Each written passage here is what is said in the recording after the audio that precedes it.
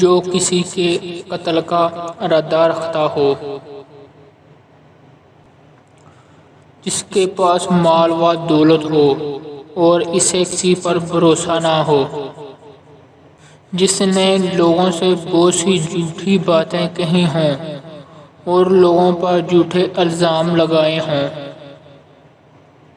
جو کسی کے عشق میں مبتلا ہو اور جدائی سے ڈرتا ہو۔ وہ نیک آدمی جس سے کوئی گناہ ہو گیا ہو، جب تک وہ توبہ کر لے اس کو نیند نہیں آتی۔